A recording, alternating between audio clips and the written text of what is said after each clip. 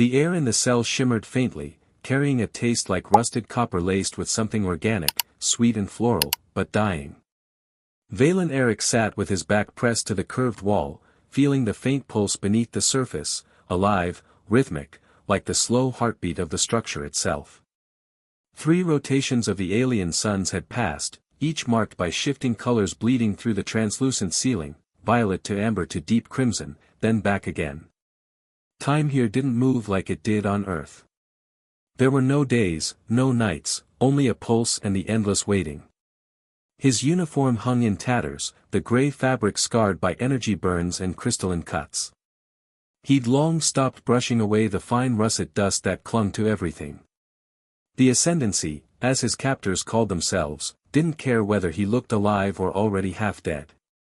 They'd sentenced him to ritual balance, a phrase that, from what he'd gathered, meant execution in front of thousands. Still, Valen had learned a few things about surviving hopeless situations. Catalog everything. Stay present. Don't think about fear, think about details. His drill instructor back in the colonial forces, Commander Rythen, a woman who'd seen more boarding skirmishes than most men had seen sunsets, used to hammer that rule into him: your mind keeps you alive longer than your muscles ever will. So he catalogued. The cell walls were smooth, tinted green, threaded with slow-moving veins of light. Organic architecture, grown, not built. He'd touched the floor once and felt warmth radiate upward, like flesh beneath stone. Even after weeks, it unsettled him. The guards fascinated and disturbed him in equal measure. They moved like a single organism, tall, lithe, their elongated ears angling toward sounds beyond human hearing. When they spoke among themselves, it was with that chiming, melodic cadence that made Valen's own language sound brutal and clumsy. One had laughed once, high and crystalline, when he'd asked what they'd done with his team's bodies. Only later had he realized it wasn't mockery, they simply didn't bury their dead. They returned them to the living structures of their world. He'd met their ruler, Evistra, the White Empress of the Ascendancy, during what he could only describe as a judgment ceremony. She'd sat on a throne of fused crystal and wood, its limbs breathing faintly as if alive. Her face was sharp, angular, almost human in its symmetry but carved from another logic. And her hair, white as the moons he'd seen rising through the translucent roof of his cell, flowed like liquid light down her back. When she'd spoken, it was with calm disinterest. The words had been musical, but their meaning was clear enough: outsider. Transgression. Balance. Then she'd raised one hand, fingers long and elegant, and he'd been led away without a word of defense or explanation. He had laughed about it, bitterly, in the darkness of his confinement. At least I made first contact, he'd said aloud, voice rough with disuse. That's resume material, if I ever get to file another resume. Silence answered him. Always silence. Except for the faint hum of the living structure and his heartbeat counting the hours until something changed. When footsteps came, he felt them before he heard them, the vibration through the floor, the subtle shift in the air. 3 guards approached, their silhouettes backlit by the blue glow of the corridor. Their armor seemed grown around their bodies, seamless and glossy, catching the light like water. Each carried a crystalline staff that pulsed with restrained energy. Valen stood, every motion slow, deliberate. Commander Raythen's voice echoed in his mind: never let them see you break. Even when you're done for, walk like you chose this. The door irised open like a living eye. One guard gestured, come. He followed, spine straight, hands loose at his sides. The corridor curved upward, the walls glowing brighter with each step until his eyes began to ache. And then came the sound, a low roar, distant at first, then swelling into thunder. The sound of a crowd. Thousands. Maybe tens of thousands. The realization pressed against his ribs like another heartbeat. Public execution, he murmured. Guess they don't do things quietly here. When they emerged into the light, it hit him like a physical blow. He squinted, shielding his eyes as the full scope of the arena spread before him. It was vast, alive, carved from pale green stone threaded with luminous veins that pulsed like blood. The tiers rose in sweeping rings, filled with the pale, sharp-featured people of the Ascendancy, thousands of them, watching, waiting. And at the far end, elevated on a platform that grew seamlessly from the living stone, sat Evistra. Her posture was regal but fluid, every movement precise. The silver rings along her ears caught the dual sunlight, one amber, one white, and scattered it into prismatic fire. She was younger than he remembered, or maybe age meant something different here. Ageless, unyielding, perfect. She watched him the way a scientist might study a rare insect. A herald stepped forward, robed in shifting blues and greens, and raised both hands. The arena fell silent instantly, thousands of voices cutting off in perfect unison. The herald spoke in their musical tongue. Valen understood fragments: outsider, judgment, blood price. He caught another word repeated twice: primitive. He smiled despite the knot in his stomach. Primitive, he whispered, testing the taste of the word. Let's see how primitive I can be. From the far archway, 6 guards entered. They moved as one, each bearing a staff that shimmered with energy. 6 against 1. He wanted to laugh at the absurdity, but his throat was too dry. He looked up toward Evistra. Their eyes met across the vastness of the arena, hers silver, unreadable, his human and defiant. She tilted her head slightly, studying him as if wondering how long he'd last.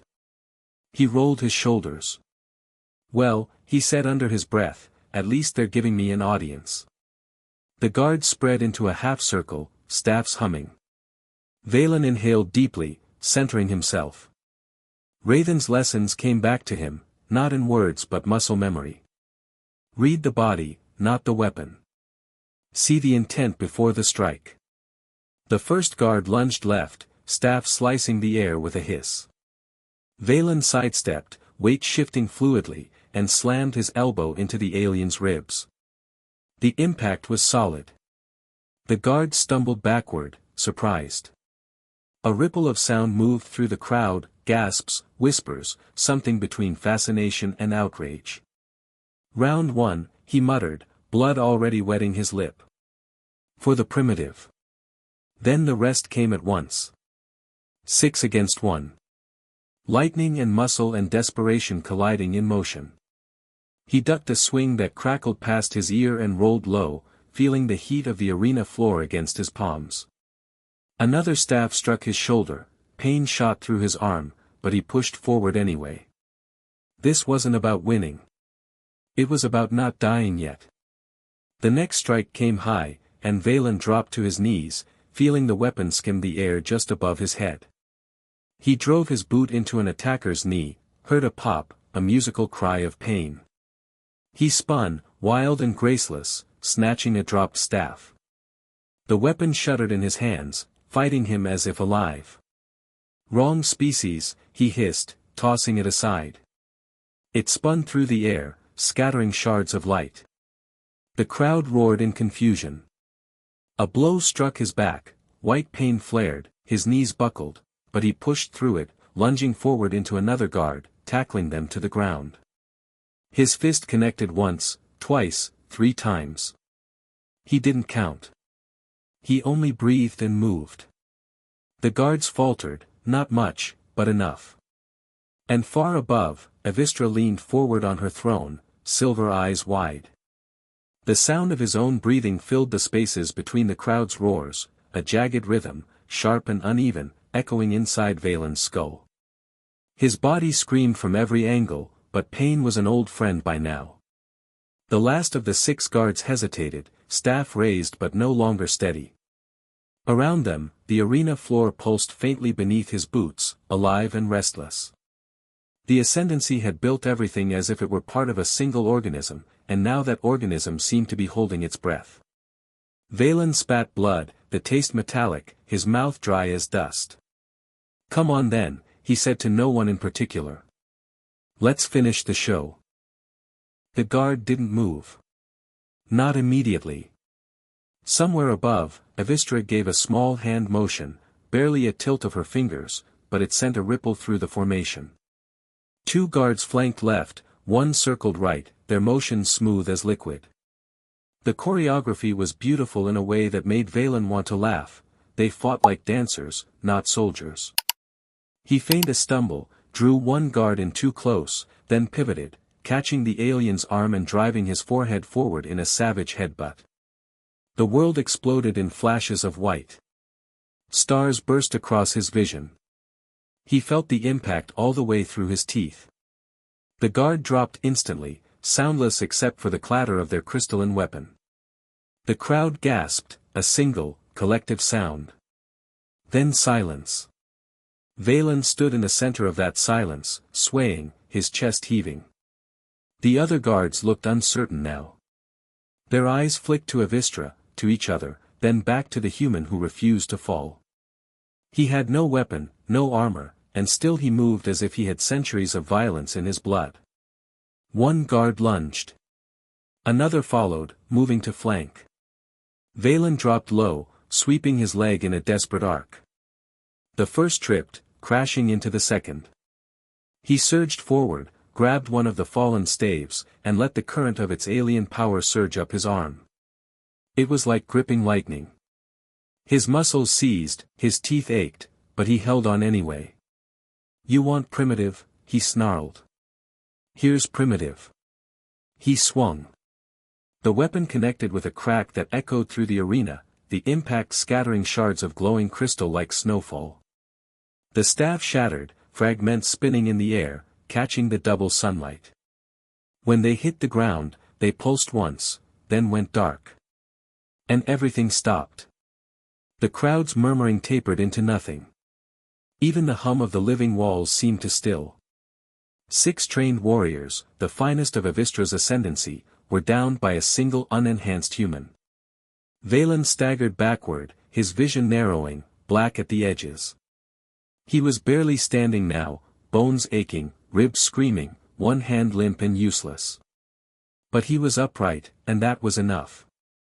He looked up at the Empress's throne. She had risen. Her white hair flowed around her shoulders like light made tangible, shimmering faintly in the twin suns' glow. Her expression wasn't anger. It was curiosity, sharp and unrelenting. Valen grinned weakly, his face a mess of sweat and blood. "So," he rasped, voice carrying farther than he expected, "do I pass, or are we doing another round?" The sound rippled through the arena. The crowd stirred, confused at the idea that a condemned man dared to joke. Avistra descended the steps of her platform, the living stone shaping subtly beneath her bare feet to meet her stride. The crowd parted in absolute silence. She walked alone, robes like liquid shadow, silver ornaments glinting at her ears. Valen didn't move. His knees were shaking, his chest burning with every breath, but he stayed upright. If this was how it ended, then he would at least die standing. Avistra stopped 3 paces away. Up close, she was taller than he remembered, slender, but carrying that quiet, absolute power that made titles unnecessary. Her eyes were liquid silver, and her gaze cut through him as though she could see every broken thought behind his defiance. "You fight," she said, in his language. The words were accented but clear. He blinked. Of all the things she might have said, that was not one he'd expected. "Yeah," he managed, voice raw. "Grace isn't exactly a survival trait where I'm from." She tilted her head slightly, ears shifting forward in that strange, elegant gesture of focus. "You endure pain to strike," she said slowly, each word deliberate. "We are taught never to receive injury. You choose it." Valen almost laughed, though it came out as a cough. "We call it survival. Not pretty, but effective." She studied him for a long moment. The silence between them thickened until it became a presence of its own. When she finally spoke again, it wasn't to him, it was to her people. She turned, lifting her voice in that melodic language, words rising and falling like music. He caught fragments. "Outsider. Will. New understanding. Worthy. The crowd reacted, not with outrage this time, but with something like reverence. A wave of sound rolled outward, a chorus of acknowledgement. Evistra faced him again, her silver eyes softer now, almost luminous. You are not prey, she said. Prey accepts the hunt. You refuse the role. Valen swallowed hard. Where I'm from, he said, we've got a saying. Better to die on your feet than live on your knees. Her lips curved, faint, but unmistakable. You will not die today. He stared, uncertain if he'd heard correctly. Pardon? You have shown strength without augmentation, she continued. Discipline without connection to the living flows. The ascendancy believed this impossible. You have disproved it. The statement rippled outward like thunder. Even her advisors, ornate and stern figures in shimmering armor, shifted uneasily. One, older and adorned with curling silver filigree, stepped forward to speak. His tone was sharp, almost alarmed, his gestures clipped as he pointed toward Valen. Evistra didn't turn to face him. She simply replied with a single phrase, cool and final. Whatever she said made the advisor fall silent, bowing slightly before retreating. Then she looked back at Valen. My council believes you are dangerous. That your kind should be kept apart or studied from afar. Valen chuckled weakly. They're not wrong. We're good at breaking things we don't understand. Her eyes narrowed, not with anger, but thought. And yet you reach beyond what you break. Yeah, he said, managing a tired grin. We call that curiosity. Evistra's gaze lingered on him for a moment longer before she said quietly, curiosity is how stars are born, and how empires fall. The crowd began to stir again, their voices rising in a low, haunting hum. The sound wasn't anger, it was something older, ceremonial. The ritual was over. Judgment had shifted. Valen sagged slightly, relief and exhaustion washing through him all at once. The guards who had fought him now remained motionless, uncertain whether to rise or bow. Above them, Evistra raised one elegant hand, and the living arena responded, the bioluminescent veins in the floor dimming as if the structure itself acknowledged her decision. Valen's knees finally gave out. He sank to the warm surface of the arena, breathing hard. He laughed, hoarse, half delirious. Something amuses you? Evistra asked. Just thinking, he said, grinning through blood and pain, about the report I'll have to write for command. Started a diplomatic incident by refusing to die properly. They'll love that. For the first time, she smiled fully, radiant and impossibly calm. Perhaps, she said, your command will understand that sometimes survival is diplomacy. Part 3. The crowd's hum faded into a gentle, vibrating quiet, as if the entire living arena had drawn a single breath and held it.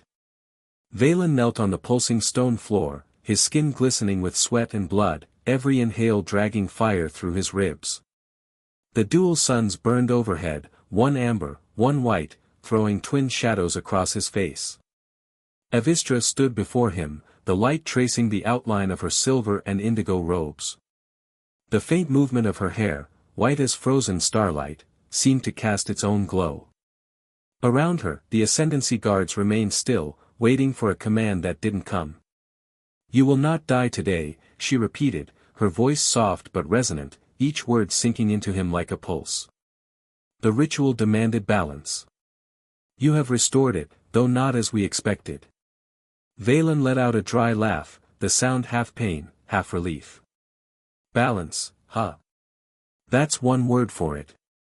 Evistra tilted her head, studying him with unblinking interest. You should not be standing, she said finally. Even among my warriors, few rise after being struck by a crystalline stave. Maybe I'm just too stubborn to stay down, Valen said. He tried to move, then winced when pain lanced through his shoulder. Or maybe I'm just too stupid. Jury's still out. The Empress's eyes glimmered faintly. Your people teach this. To endure beyond logic. Yeah, he said, leaning back on one hand. Where I'm from, that's survival training. We don't have your fancy energy weapons, or whatever those things are. He nodded toward the shattered fragments of the guards' weapons still glimmering faintly on the arena floor. We learn to take hits and keep moving. Usually while someone smarter tells us we're idiots for trying. Her lips curved slightly, a small smile, but genuine. You call this courage? He shook his head. No. We call it humanity. The word seemed to catch her attention. She repeated it slowly, her accent curling around each syllable, humanity. Then she looked out over the thousands still watching. A word that means both fragility and defiance. Pretty much, Valen said. We break easy. But we get back up. For a long moment, she said nothing. Then she turned to her nearest advisor, the one whose armor shimmered like quicksilver. They exchanged rapid words in their musical tongue, her tone sharp but measured. The advisor's eyes flicked toward Valen with what could only be disgust, or fear. When Avistra finished, the advisor bowed deeply, retreating into the shadow of the platform. She faced him again. Your kind are dangerous, she said simply. You move through the void without harmony, yet still survive. You strike without the flow, yet still kill. The Ascendancy has long believed this, disorder, to be a lesser form of life. Valen met her gaze, steady and unflinching. And now? Her voice softened, barely above a whisper. Now I am less certain. He looked up at the twin suns, the air shimmering with their heat, and laughed softly. First time anyone's ever said that about me. I'll take it. Avistra's white hair stirred in the faint current of the arena's living air. We thought we had ascended beyond the need to struggle, she said. Beyond the crude instincts that built empires. We thought harmony would protect us. Her gaze locked onto his, unreadable but sharp. But perhaps peace is its own kind of weakness. Valen's brow furrowed. You sound like my drill instructor. That drew a faint sound from her, almost a laugh, soft and crystalline. Commander Rythen, she said, testing the foreign name. Was she the one who taught you to endure? Yeah, he said quietly. She taught me to keep moving, even when every instinct says to stop. She used to say the body's a machine, you can fix it if you don't panic. Avistra's eyes reflected the light like pools of liquid metal. And did she live? Valen swallowed, throat tightening. No. None of them did. The silence that followed was not empty. It was full of something heavy, understanding, maybe. Avistra regarded him for a moment longer, then stepped closer. Her presence was magnetic, almost otherworldly. The blood you shed today, she said, will stain the songs of my people for generations. The Ascendancy has not witnessed such defiance since before our enlightenment. Glad to be of service, he murmured. I did not say it as praise. I know, he said. But I'll take it anyway. She studied him again, her gaze lingering on his torn uniform, his bare hands, the defiance still burning faintly behind his exhaustion. You stood before death and refused to kneel. For my kind, that borders on madness. For yours. That's Tuesday, he interrupted, smiling faintly. Avistra's expression softened once more, though her voice remained regal. Perhaps the universe needs more madness. The guards began to move at last, two stepping forward to lift him from the floor. Valen flinched as their cold hands touched his arms, but Avistra raised a hand, and they froze. No, she said. He walks. The two hesitated, then released him. Valen forced his battered body upright, wobbling for a second before finding balance. The crowd murmured again, their voices a rising wave of disbelief. Avistra turned and gestured for him to follow. Together, they crossed the arena floor. The living walls shifted subtly to open a pathway, luminous veins drawing back like petals in bloom. The passage ahead glowed with faint blue light, soft and serene. As they walked, Evistra spoke again, her tone almost reflective. The ascendancy believed itself complete. Perfect in form, perfect in mind. But you have reminded us that life without struggle is decay. Didn't mean to start a philosophical revolution, Valen said wryly. No, she replied, her white hair trailing like smoke, but revolutions seldom begin with intent. The corridor opened into a smaller chamber, quiet, circular, lined with pulsing growths that resembled veins of crystal. A pool of liquid light occupied the center, its surface perfectly still. Evistra turned to him. You bleed. This will heal you. He eyed the pool warily. Last time someone told me that, I ended up with a parasite.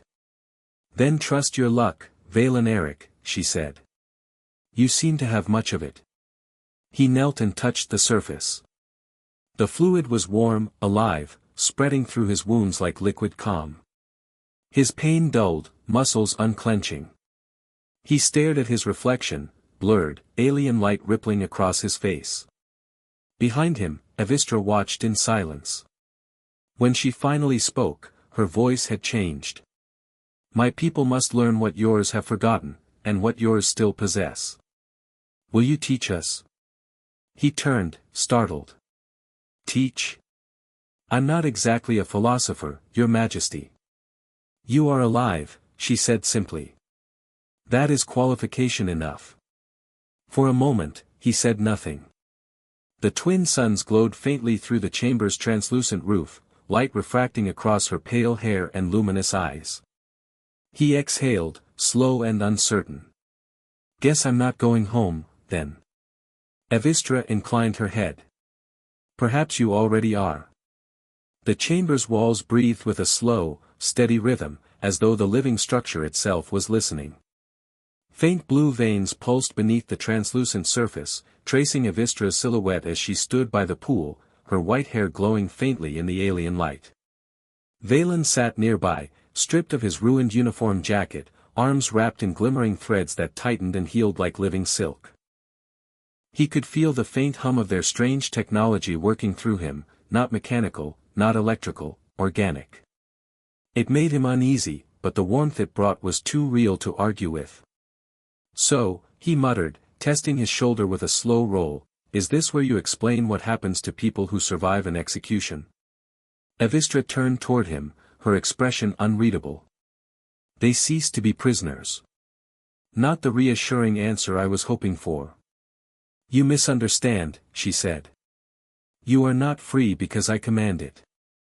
You are free because the ascendancy no longer sees you as prey. You have changed the balance of judgment itself. He gave a tired chuckle. Great. I broke your religion. My old commanding officer would be proud. Evistra tilted her head slightly, eyes shimmering with a faint mirth. Perhaps. But what has been broken can also be rebuilt. Differently. He studied her for a moment, the way she spoke each word like it carried weight across centuries. There was a kind of loneliness in her composure, the gravity of someone who ruled an empire that had forgotten what fear or curiosity felt like. So what exactly do you want from me, Evistra? He asked finally. You said something about teaching. I'm not exactly the scholarly type. Her gaze softened. Your kind lives by chance, not by design. You fall and rise without reason, yet somehow progress. The ascendancy has forgotten the value of uncertainty. You will show us this. Humanity. By doing what, exactly? By being, she said simply. By letting us observe how you adapt, how you endure. Our seers wish to understand your kind's resilience. Our artisans wish to see how you create. Our warriors wish to know how you fight without harmony. You will live among us, not as captive, but as catalyst. Valen snorted softly. So, an exhibit with good room service? Her silver eyes caught the twin lights from above. No. A teacher. The word lingered in the air, warm and unfamiliar. Valen sighed, rubbing the back of his neck. You really don't know what you're asking for. Humans are messy. We get loud, we argue, we make mistakes just to see what happens. We don't fit neatly into anything civilized. Evistra stepped closer until he could see the faint glow of the living threads that traced patterns along her pale skin, lines of connection to the Ascendancy's energy flows. Then perhaps we have been civilized for too long, she said. He looked up at her, still uncertain if she was serious. You're willing to risk your empire on a random alien crash survivor? Her lips curved faintly. Empires are always at risk, Valen Eric. The question is whether they learn before they fall. He laughed softly. You sound like someone who's already decided they want to fall. Perhaps, she said. Or perhaps I wish to rise differently. The silence that followed wasn't awkward, it was almost peaceful. For the first time since his capture, he didn't feel the weight of chains around his thoughts. Outside, through the transparent roof of the living chamber, the double suns hung low in the lavender sky. Long shadows rippled across the alien city, its towers grown from living stone and translucent vines that glimmered like threads of crystal. The Ascendancy's capital was impossibly beautiful, organic, fluid, and yet strangely fragile, as if one wrong vibration might shatter it. Valen watched it in silence. It's funny, he said quietly. Back home, we spent centuries trying to build something that would last forever. Looks like you actually did it. Evistra followed his gaze. Forever is an illusion, Valen Eric. Even perfection decays without challenge. The Ascendancy has endured too long without struggle. You have reminded us that evolution demands friction. He turned to her, a half-smile cutting through the exhaustion. So I'm your friction? You are our mirror, she said. A reflection of what we lost when we stopped falling. He didn't know what to say to that. Instead, he reached for the small, glowing thread still binding his arm. It pulsed faintly under his touch, like a living heartbeat. You know, he said, for a civilization that calls itself ascended, you're pretty poetic. She regarded him calmly. Poetry is the language of imbalance. It returns when certainty fades. He let out a low laugh. I'll drink to that, if you've got anything drinkable in this place. For the first time, Evistra's composure cracked, and a quiet laugh escaped her lips. It was soft, musical, like wind through glass. Perhaps, she said. Our healers will see to your recovery. After that, you will come with me to the Celestial Archive. There are questions my scholars have waited generations to ask. Valen sighed, running a hand through his tangled hair. Lucky me. Crashed behind enemy lines, fought my way through an arena, and now I get promoted to professor. Evistra's eyes shone faintly. You call it luck. We call it inevitability. He smiled faintly. You should try calling it adventure. Makes it sound less terrifying. For a moment, her gaze lingered on him, studying him not as a specimen, but as something new, a riddle with a heartbeat. Then adventure it shall be, she said softly. Welcome to the Ascendancy, Valen Eric. He leaned back against the curved wall, staring up at the twin suns through the ceiling. Guess I'm not going home anytime soon, he murmured. Sorry, Rye then. Looks like your worst student's getting tenure. Evistra didn't answer, but her smile deepened, just barely. The light of the two suns shimmered across her white hair, and for the first time since he'd arrived, Valen felt the strange comfort of purpose, not survival, not defiance, but something quieter, meaning. Outside, the Ascendancy city stirred. Word of the battle had already spread. The story of the human who defied death and earned the Empress's regard traveled faster than any flame. Some whispered he was a weapon. Others, a prophecy. But to Evistra, standing in the doorway as the light bled through the living corridors, he was something far rarer, an uncertainty that breathed. And to Valen Eric, the man who had fought for his life beneath twin suns, that was enough. And that's how the story of Valen Eric began, not as a soldier, not as a captive, but as the spark that shattered the stillness of an ancient empire. The ascendancy would never be the same again. For centuries they had believed they had outgrown struggle, pain, and chaos. But in one arena, beneath twin suns, a single defiant human reminded them that life's beauty comes from its imperfections, the friction between survival and surrender. From that moment on, the Empress of Istra and the primitive human from a forgotten world became legend. Together they redefined what it meant to be alive in a galaxy that had forgotten how to feel. And somewhere deep within the organic halls of the Ascendancy's capital, whispers spread of a new order, one born not from conquest, but from curiosity. If you enjoyed this story, give it a like. It tells me these kinds of sci-fi rewrites are worth continuing. And if you want to follow Valen and Evistra's next journey, where survival turns into alliance, and curiosity might just start a war, then make sure to subscribe to the channel. Share it with someone who loves alien empires, impossible odds, and stories where defiance becomes destiny. Because out there, beyond the twin suns, another world is already watching.